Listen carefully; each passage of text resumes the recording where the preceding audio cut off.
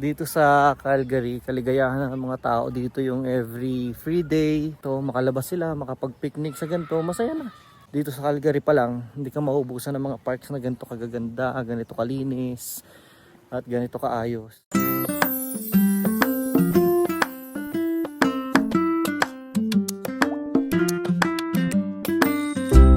Tara na. Yan. Tara. Kuya, sa Happy Saturday! Oh, grabe ang liwanag. Babantay na yung isa naming angkan dito. nagpunta mo na. Medyo nag-iba yung aming yung aming plano for this day, Saturday. Originally may plano kami mag-road trip ngayon, Oo, nakalimutan ko kasi. papuntang Rowley. Kaso Rowley tsaka Drumheller siguro na trip. Yun sana ang namin. Yun sana ang original na plano. Mamaya ito susi sa bulsa mo. Start mo. Oo, kasi nakalimutan ko, hindi ko nasulat sa calendar. Mahirap akong makakalimutan. Kaya sa hindi niya na reminders na meron para kaming kailangan atinan na birthday party ng friend ni Johan. Eh, matagal Okay na na? yung nagsabi. Kaya nga, so naiya naman kami na hindi makapunta.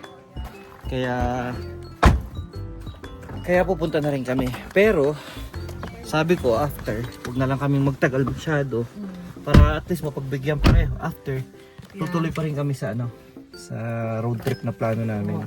Kasi pareho na naming naihanda eh. Yun, naka-oo na kami, tapos nakalimutan ko, hindi ko nasulat sa calendar. Kaya, tapos buti na lang nag-remind na ngayon nga pala yun. So yun, so 2 in 1 na lang para pareho kang ma-fulfill. Oo, pero kami na lang tatlo ang pupunta dito sa birthday. Dito sa gaganapin sa sa park. Sa South Glenmore Park. Pagkatapos, pagka-uwi namin, diretso kami. Kasi may nakita kami vlog ni Chris Cusinero yon last time. Sabi namin parang ang cool nga puntahan yun ha. Alam mo yung parang basta mamaya pakita na lang namin sa inyo. Nakita namin siya talaga sa vlog ni Chris Cusinero. Sabi ko ba, try nga natin puntahan yun. Eh dito naman wala namang problema kahit saan tayo abutin. Pag may bound kang pagkain or kahit wala, daan ka lang ng mga fast food, hindi ka naman magugutom di ba? Tapos isa pa, ang umaga ngayon dito hanggang alas 10:30 na ng gabi. Maliwanag. So sulitin natin yung mahabang araw na ganyan. At kahit saan tayo, hindi nakakatakot magbiyahe kahit mga liblib kasi nga maliwanag hanggang ganung oras ng gabi. So yun ang plano namin for today. Yan. Let's Okay, go! see ya. Yan, dito na kami sa South Glenmore Park. Bukas ang spray. At bukas pala yung spray park nila. Oh, gumagana. Oh, di ba? Dami nag-enjoy ng mga bata diyan. Sa spray park. Splash pad. Oh. Ay. Hindi naman kami nakapang-spray park clothes. Birthday party lang talaga. Nasaan kaya sila? Ayun. Oh, ayun. Si Eric, agad nakita ko. Andun daw. Ayun, ako nga si Eric.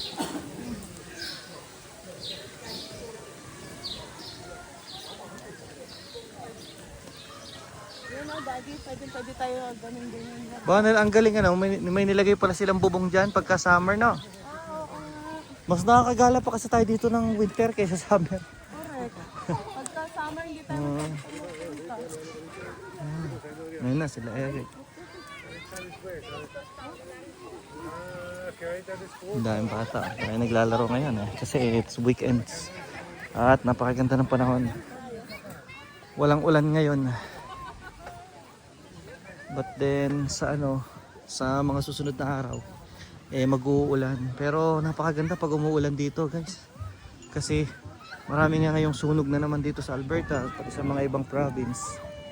Ngayon nag-clear ulit ang sky. Seseta pa sila dito. Itong friend ni Johan na to Korean family talaga sila na dito na nag-move sa Calgary. Sobrang friend niya yan pero hindi na niya kaklase yan. Siguro 1 year lang niya yata naging kaklase pero hindi sila nagkakalimutan. Ayan. Kaya every birthday party, kapag birthday ni Mab, ini-invite niya si Eric. Pagka birthday ni Eric, lagi rin siya invited. Para na rin silang Pilipino kasi kung mag-invite sila, kasama na rin yung pamilya. Hindi na yung mga bata lang, no? Kasama na yung mga magulang. Yan. Sobrang babait nila. Tropan-tropa na pati mga magulang. Dito sa Calgary, kaligayahan ng mga tao dito yung every free day. Like yung mga weekends na ganito, makalabas sila, makapag-picnic sa ganito, masaya na. Okay na okay na.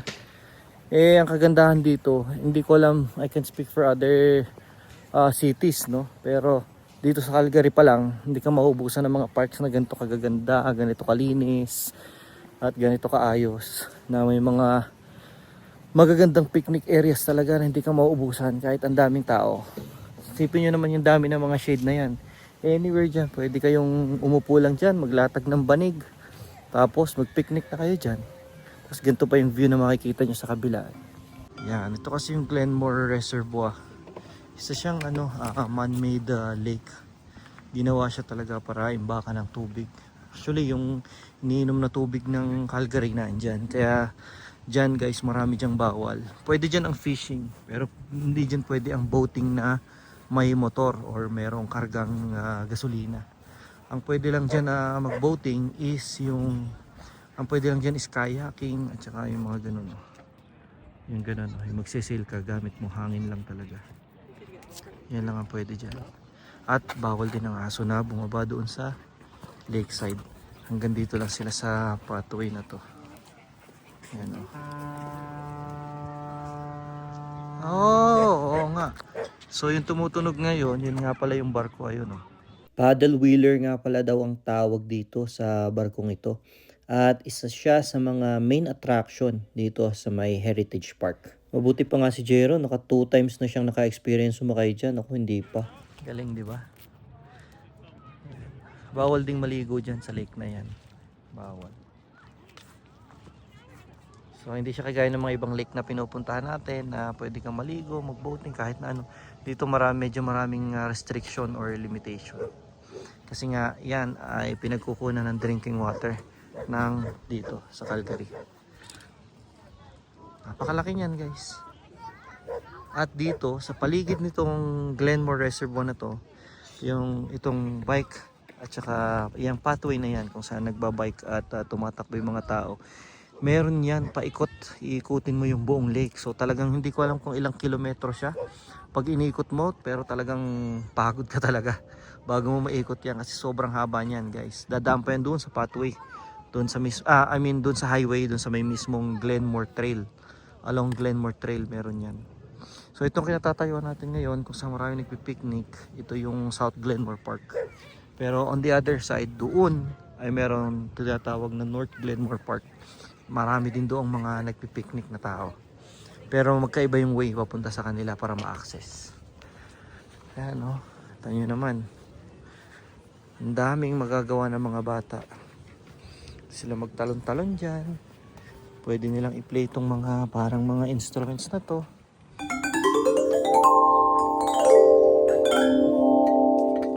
Diba?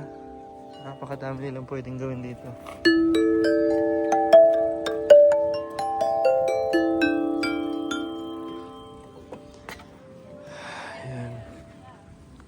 At syempre yun yung pinakamagandang attraction tuwing summer is yung spray park.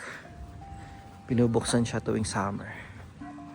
Tingnan nyo naman guys, nakaka-relax talaga. Ayan. Ito paborito naming puntahan para mag-bike. Kasi nga napakaganda ng bike pathway niya. Malayo-layo rin ang naabot namin dyan pag nagbabike kami. At meron pa nga pala dyang tinatawag na bike pump track, kung saan masarap magpatalon-talon ng mga BMX. Pero pwede rin sa mountain bike. Paboritong puntahan ng mga bata syempre kasi ito yung playground. Yan, napakadaming palaruan dyan. Bitin-bitin, ganyan. Ang dami na ko. Ayun, dumating pa isang best friend ni Johan, si Kaisen eh. Madami-dami na sila doon ngayon. Tumami na yung mga bisita. Muna na kami Sayang, bitin pa yung mga bata sa laro. Go, go, go! Bitin pa rin ang mga matanda sa kwentuhan. Yeah. Hindi pa nakakakwento. Hindi mo nakakwento na matagal. Kaya so Siyempre, meron, busy kasi eh. meron pa kaming ibang appointment. Ayun, naiwan sila doon. Namaya pa sila. Papaalam na si Johan doon sa kanyang kaibigan. Eto na. Let's go! Oh, ayun, nagpaalam na.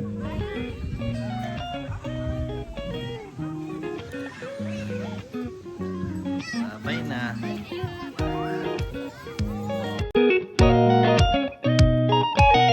Gawin lang namin ng bahay galing sa birthday. Tapos, pagdating namin ready na sila. So, diretso na kami sa road trip for this Saturday.